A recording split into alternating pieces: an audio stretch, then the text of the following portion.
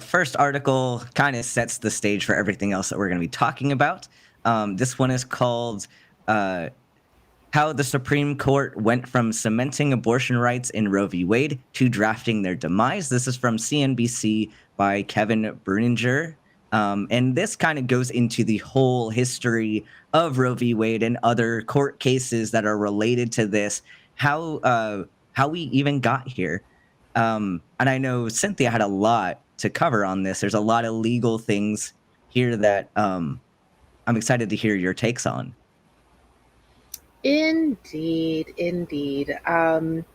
So, in this particular article, it does give a brief synopsis of Roe v. Wade and the different cases that dealt with abortion specifically, just to kind of just like give like a, a synopsis. In a 1976 ruling in Planned Parenthood, and actually, Roe v. Wade was actually, I believe, submitted in 1973 based on the ruling utilizing the 14th Amendment about the right to privacy. And there were different legal cases that were tried after Roe v. Wade. And the first one was in 1976, ruling with Planned Parenthood versus Danforth. The court struck down parts of the Missouri abortion law requiring a woman seeking an abortion to provide a written consent of her spouse or her parent if she is under 18 or unmarried. Also in 1990, the court in Hodgins, oh my goodness, I can't talk. Hodgson versus Minnesota ruled that a state law provision denying abortion access to women under 18 until at least 48 hours after both her parents were notified was unconstitutional. In 1992, an opinion in Casey re-examined the fundamental tenets of the precedent established by Roe. The case itself, it's centered on a number of restrictive provisions within Pennsylvania's abortion law.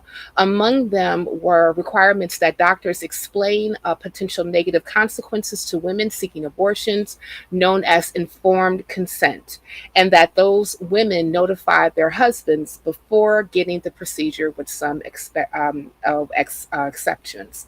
I really would just suggest like everyone just like really just like go ahead and just like read the article, because like I can go through all types of legalese and stuff like that, and I am not a lawyer. But one of the things that I do want to do is open it up to the panel, so that we can actually just really also just talk about some more of the history dealing with reproductive rights. I'm going to go ahead and start with you, Dr. Hafer, because you had a lot to say in your notes. So go ahead. Right. Yeah, the articles that Cynthia was referring to give us a wonderful outline of the legal history of what happened, but not as much of the background as to sort of why things have happened the way they have in the past few years. So one of the things that I want to at least bring up is that in the legal community, there are many different legal theories of jurisprudence as they are known, one of which is called natural law. And although there are some people who will talk about natural law not having to do with a deity, usually natural law is basically Catholic doctrine in disguise. Natural law was invented by Thomas Aquinas. And it's just a case of kind of dressing, and I should say that other religious groups have kind of gotten on board with what natural law is about. But it's basically conservative religious doctrine, pretty much as invented by Thomas Aquinas, dressed up as both science and as a legal theory. And natural law doctrine of this sort is vehemently anti-abortion. It's also anti-same-sex marriage. It's profoundly unscientific. Don't let the word natural fool you on that one. In fact, that's kind of how I got involved in all of this, is because being the zoologist, I'm the one who tends to say nature You want to tell me about nature? Allow me to tell you about nature instead. And we get into what really happens, both in the animal world, but also within the human body itself. So, as I said, natural law, there is a professor at Princeton Law School named Robert George, and he has been pushing natural law since the 1980s. He studied under a man named John Finnis at Oxford, and a fellow student of John Finnis's at Oxford was Neil Gorsuch, who sits on the Supreme Court right now.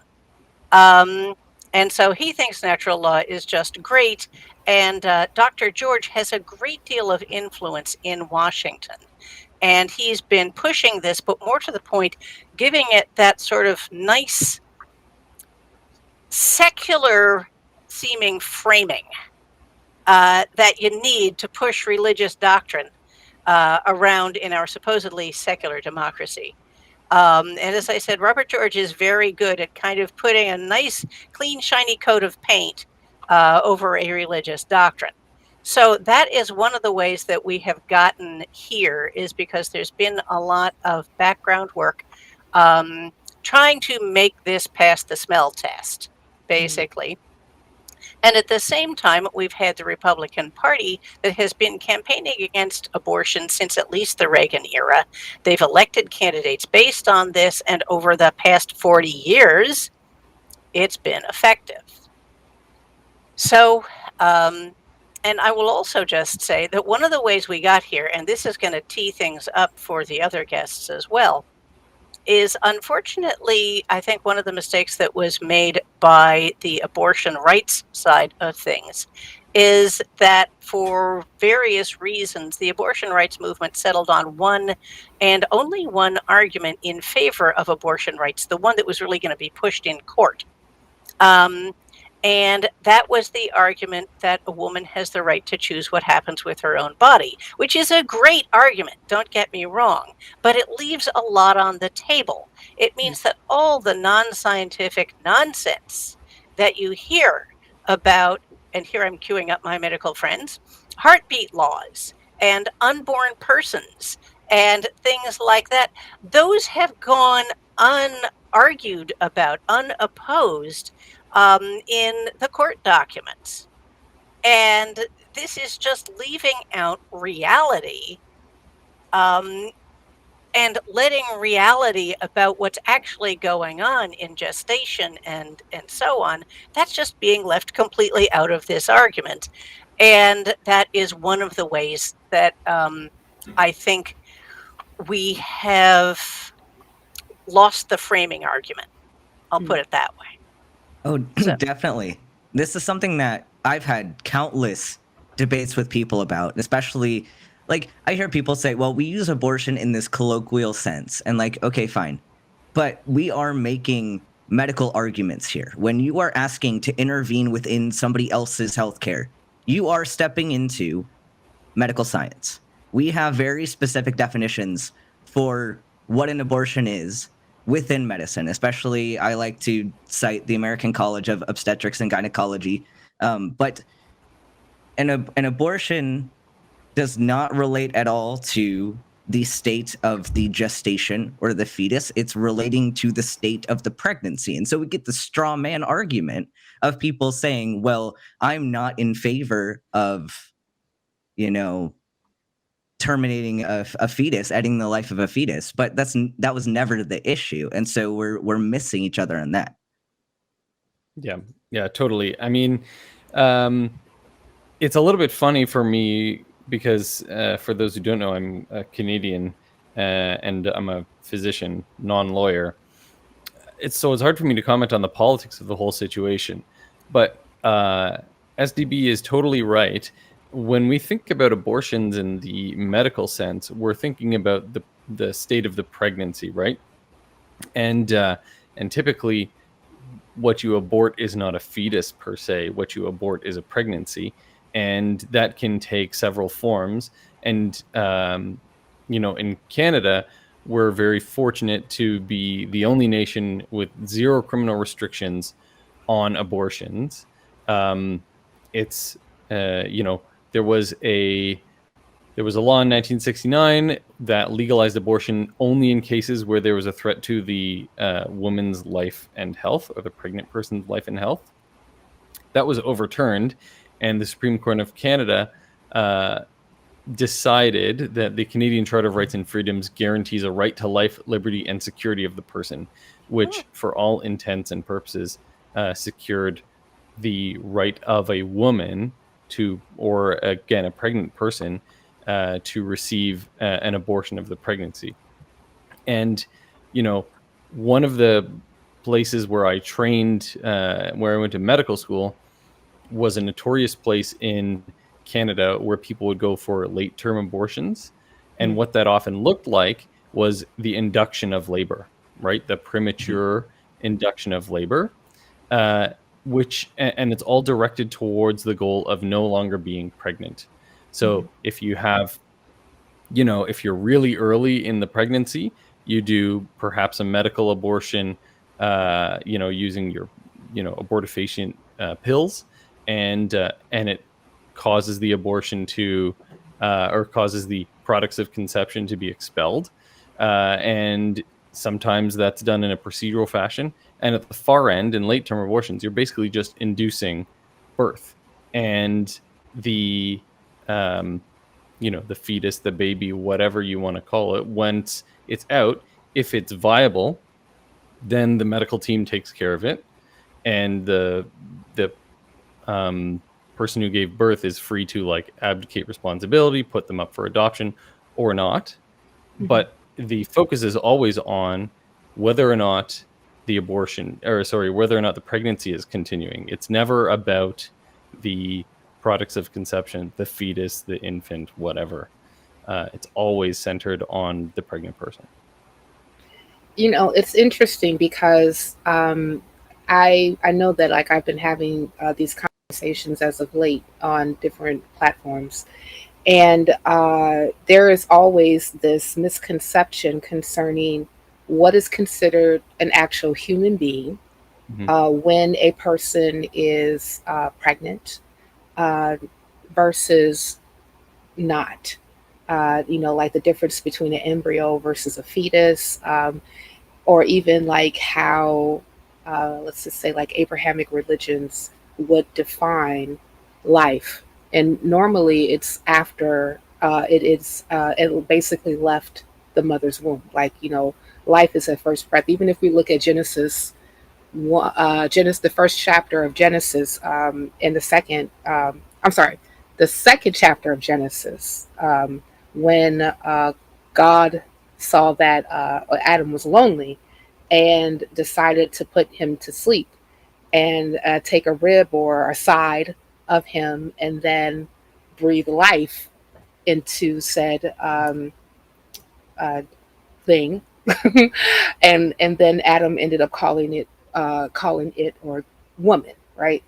And but it's interesting that it was after that portion left Adam. So Adam wasn't necessarily carrying any additional parts of himself any longer. It was completely separate and able to live on its own. So I would love for any of you all who want to jump in to really talk about the differences between when we're talking about stages of pregnancy versus and then when this collection, this multicellular collection of parts versus when it goes into actually becoming a human being.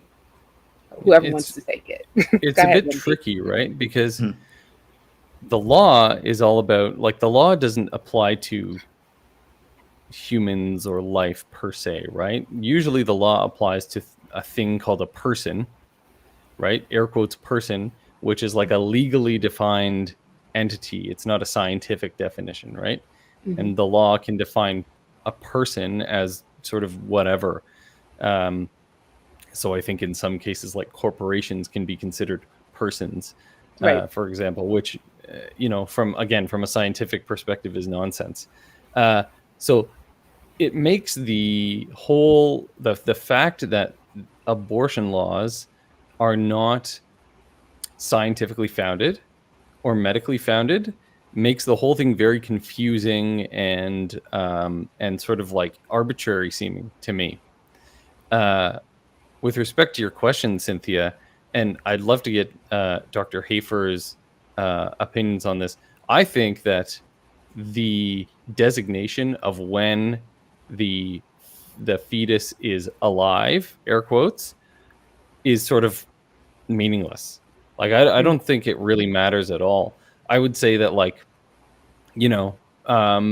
if you have a person who's pregnant and they're like 38 plus 5 days, for instance, 38 weeks plus 5 days, almost at term, I'm willing to say that that is a human life. And I don't really have any qualms with that. And it doesn't affect my stance on abortion at all. I'm still pro-choice. Mm-hmm. So I don't think that, like, to me, the question of whether or not, at what point a fetus, an embryo, a zygote becomes a human, that doesn't really factor into my decision making. But I'd love to hear both Dr. Hafer's and SDB's opinions on this. Yes, please. Well, I'm going to jump in with just a few notes here, because the whole framing of the argument gets to be so confusing. So I'm going to start with one frame that is total nonsense, which is the comment or the argument that life begins at conception. Now, I'm a biologist. Life began 3.7 billion years ago. It has been one continuous line of life ever since. The sperm were alive, the egg were alive, both parents were alive, the grandparents, all the way back to the beginning of life. They were all alive. It is one continuous chain of living. So does life begin at conception? No, life's been going on a long time. What begins at conception is a brand new piece of DNA. And DNA is a molecule. Mm-hmm. And you can't murder a molecule. And so when you hear life begins at conception, you have to stop right there, and you basically say, this framing is incorrect. It's been life since life began. What you're asking is, when did this unique piece of DNA come into existence, and should that matter, and why does it matter, if it matters? So, as I said, that is just one thing to stop as soon as they start. And related to that, I'm going to say, and I'm now not talking about near term. I can make lots of arguments about competing rights. But in general, do not let someone refer to an embryo as an unborn person, because embryos are ungestated, not unborn. Born means exiting the uterus. All those different procedures result in the fetus leaving the uterus, right? Mm-hmm. So, in fact, they're not, they admit, by the fact that they oppose abortion, that fetuses are not unborn persons, because the birthing, if you will, is still taking place. What's not happening is further gestation. And gestation takes time and work and a lot of physiological changes within the woman's body. And they are deliberately, and this is done a lot by, in fact, the natural law writers, they completely ignore the fact that gestation is necessary. And I like to liken it to making bread. That basically, if you have a sack of flour and a recipe and a few other ingredients on your kitchen counter, you do not have bread. bread takes the combining of a lot of ingredients in just the right ratios and being worked in various ways. And there's time when lots of various biological processes take place. There is then further biological processes that take place in the oven, and in human gestation, that is still a very, very active time. And my point here is that we do not refer to a recipe on the table, which is basically the DNA. We do not refer to that as unde-ovened bread, because the concept is Unbaked. ridiculous. It's not just unbaked, it's unde-ovened, because that's the Unde-ovened. important part, is coming out of the oven, right? I mean, that's what they're all head up about, is the fact that something is coming out of the oven. We do not refer to, as I said, a recipe and various ingredients on the kitchen counter as unde-ovened bread, because it's a ridiculous way to put it. And it's the same thing with unborn persons. Mm-hmm. They are ungestated. And if you don't talk about gestation, you're not really talking about pregnancy. You're not really talking about reality. Yeah, it's an interesting point, Dr. Hafer. Sorry, I know SDB. Go ahead, wanna go jump ahead. in. I just want to ask. So, I get what you're saying. Like, life began 3.7 billion years ago, etc. I totally am on board. But I think you're almost focusing on the semantics of the argument. I think if we were to have a pro-lifer in this room with us, they would say, okay, well, I don't mean life, I mean an individual new person, right? And it's not, if I put my pro-lifer hat on, if I had one, I would say, well, it's not the DNA that's special, right? Because you can get DNA from do a biopsy of any, tissue in my body and you'll get my DNA. I don't really care about that. And it's not life in general that I necessarily think is valuable, because I, eat other living organisms for, to survive. So that's not what I think is important. It's this other thing, which the law has, in a manner uninformed by science, because it, stretches back before the modern scientific methods. What I think the law is trying to point to is this notion of persons. And that's what I think most people are trying to grasp. And I think we lack right now a good scientific definition of what it is to be a person, and to have therefore the all of the rights that we would extend to the people around us.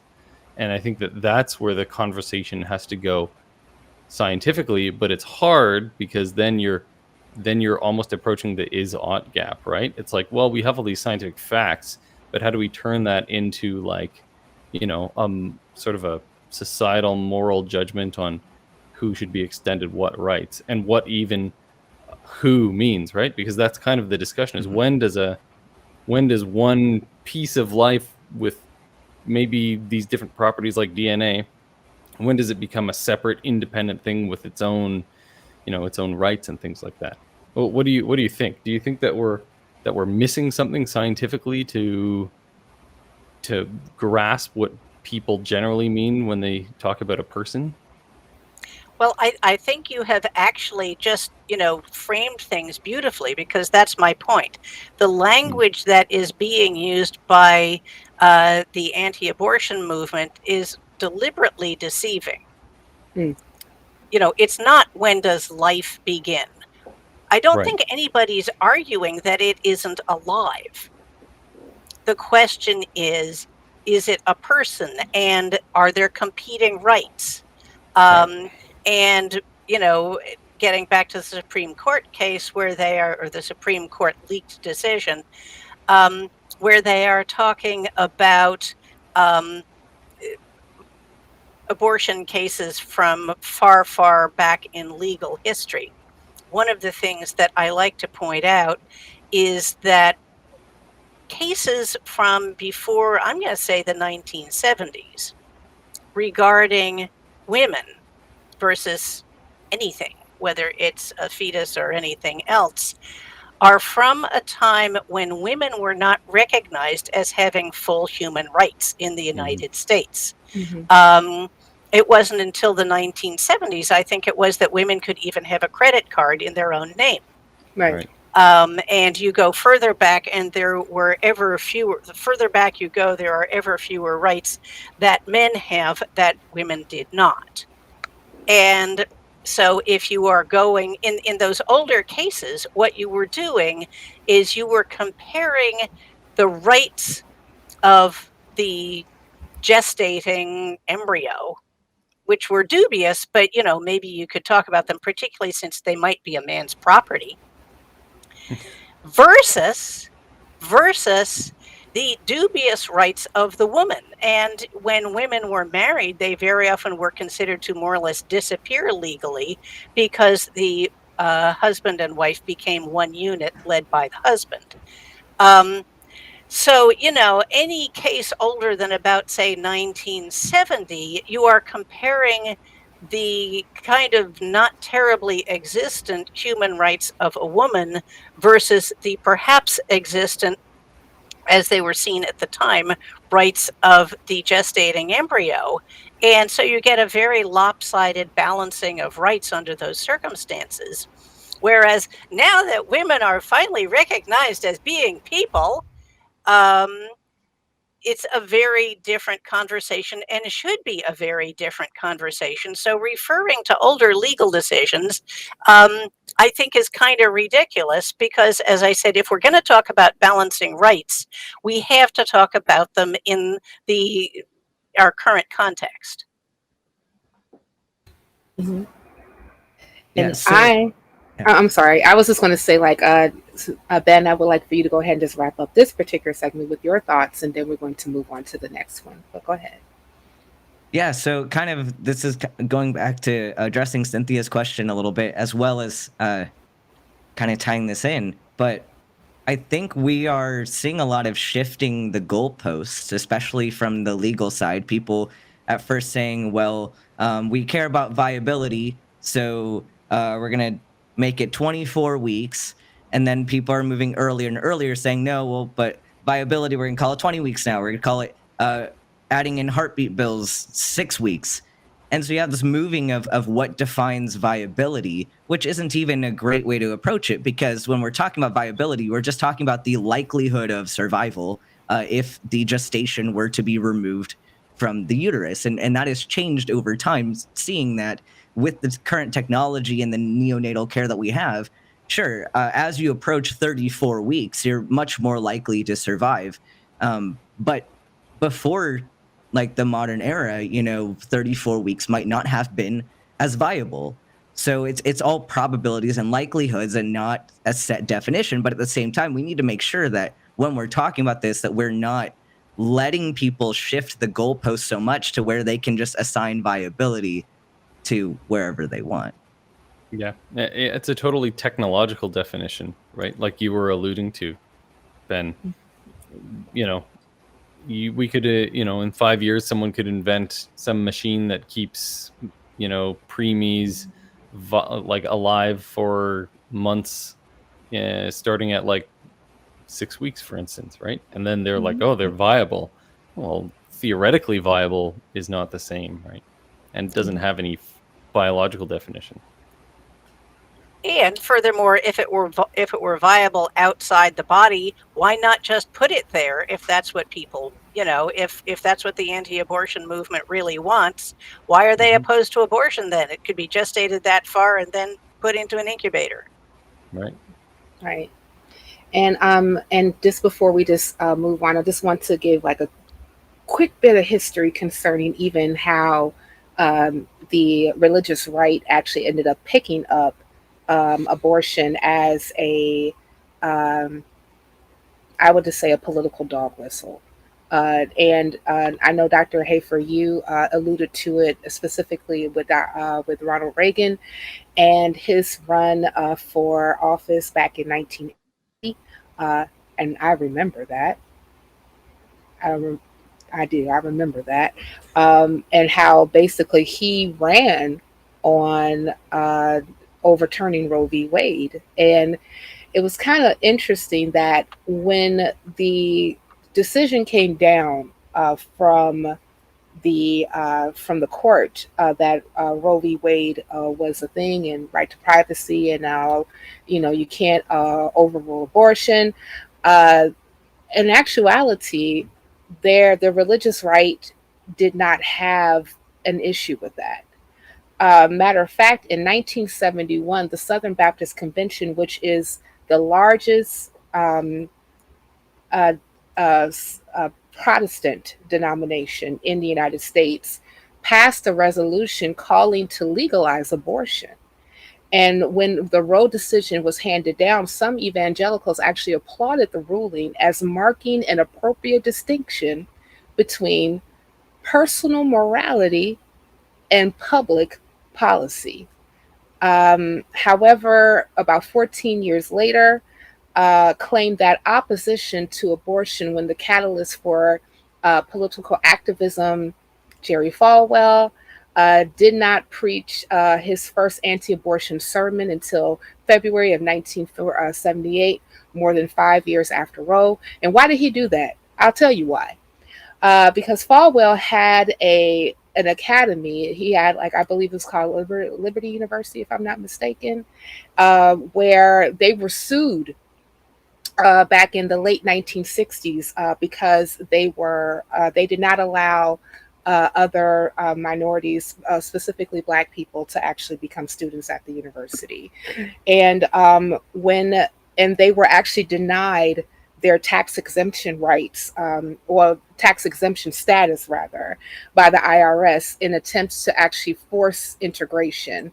And since integration was overturned in 1954 with Brown versus the Board of Education, they knew that segregation was not a way for them to utilize that particular issue for them to be able to rally other Christian right evangelicals in order for them to actually counter their cause. So the decision was to get on the Catholic train and make it abortion. And it's kind of interesting how people like the right per se likes to use the anti-abortion rhetoric to say that it's all about life. We don't want to kill any more babies. But in actuality, that was not the case with them, not even 50 years ago. So we're going to move right along.